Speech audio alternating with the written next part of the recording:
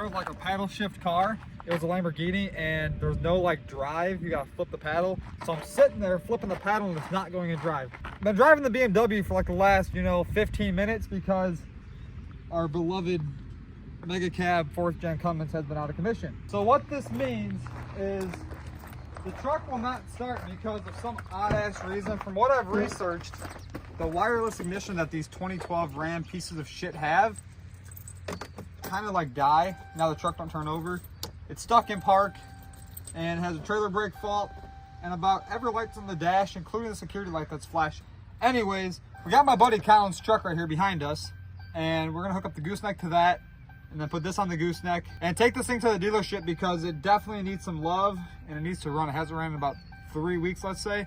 So to hooking up the trailer and be going to the dealership.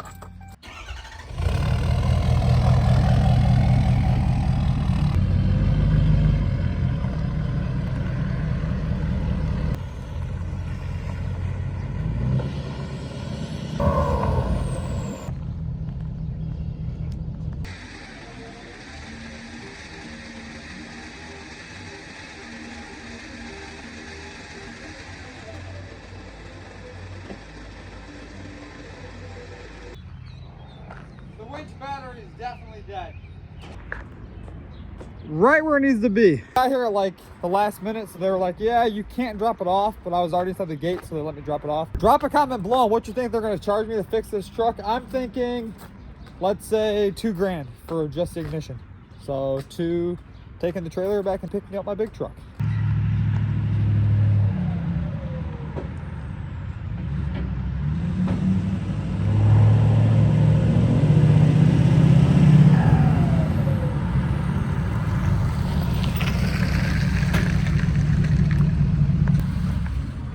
Oh, hey, look, a monster truck.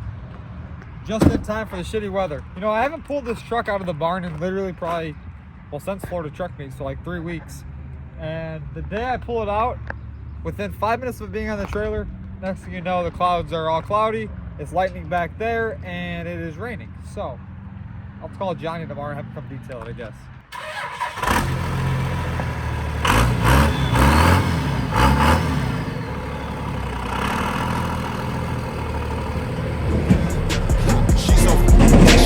Talking about going on a diet. Don't matter whatever she put on, all that air, she can't hide it. I had to ask, did you get that from your mama or did you buy it? And these be acting like hope with all that and all that crying. Money blue, diamonds too, ain't no rules. I went swimming and lost a Rolex in the pool. Fell asleep on one and woke up with two. If you was living like this, what you do? I can show you how to get paid 8 ways. Hustle so hard, I ain't had no sleep in 8 days. I only ride with Carbon or his brother AK. She got some fire, but the is crazy.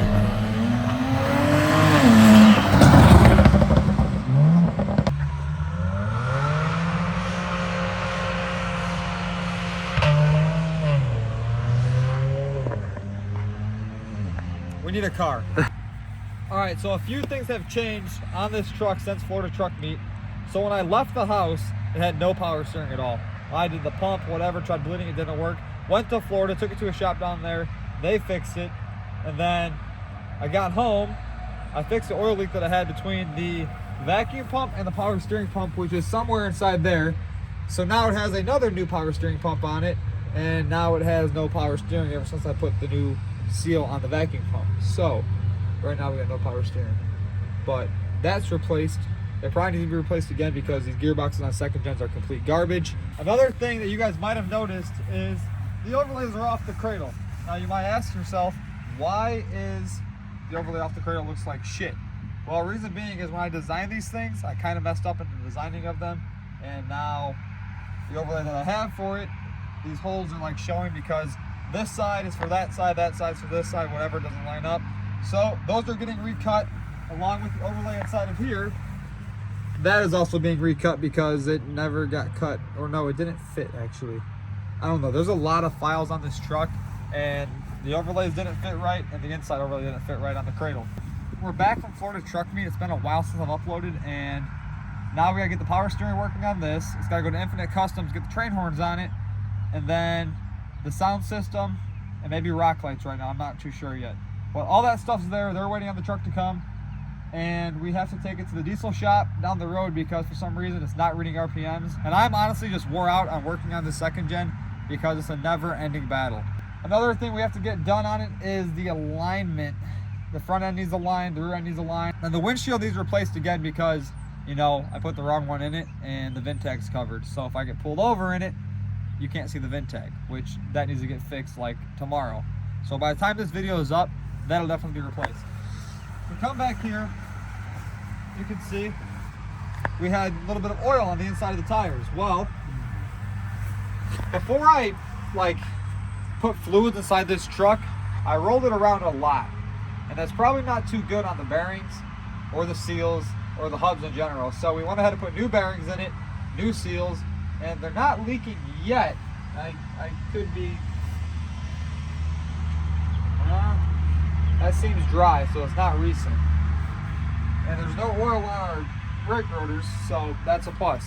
But anyways, we have to go get the mega cab because I got a phone call today that says we will not touch your truck because it's deleted and tuned, and it doesn't need an ignition either. It needs a PCM, and the dealership said that's like $5,000. So we're gonna go to the dealership tomorrow, see what the damage is on the bill there, because I guess they had us at their shop all day today at 190 bucks an hour and nothing got done.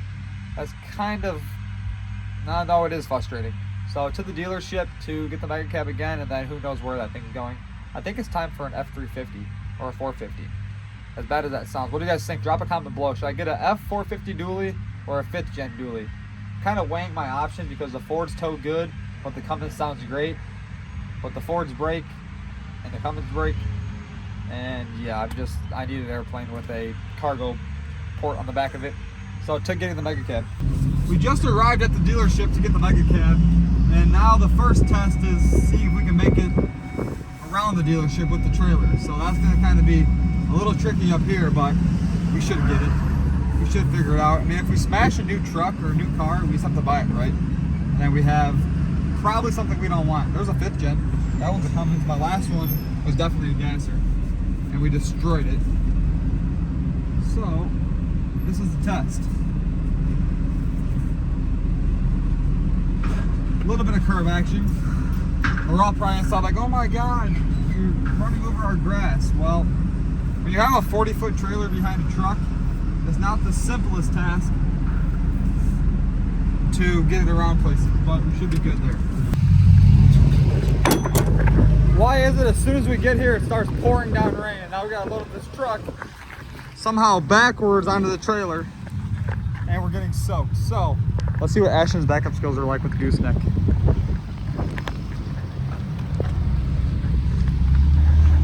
Is he gonna line it up perfect? What do you guys think?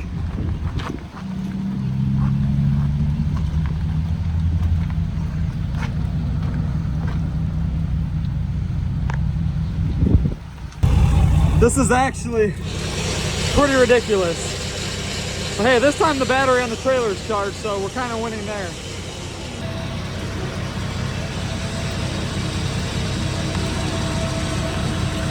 Well, look at that. Now that we got the truck loaded up and I'm completely soaked in water, the sun comes out and the rain stops. Anyways, Ashton's in the middle of strapping down that back corner. And then we should be on our way to wherever the road's gonna take us. But this thing did not get fixed at the dealership, unfortunately. But I have a pretty good idea of what's going on with it now. So there's a direct short in the PCM, which is causing a fuse to blow inside the fuse panel, which is causing it not to start. So I could try to clean the connector on the PCM, put a new fuse in, and see if that does it.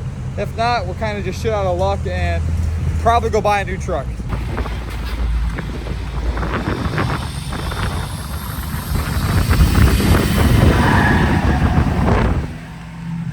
And just like that, like I said, we're soaked and the mega cab is out of the dealership.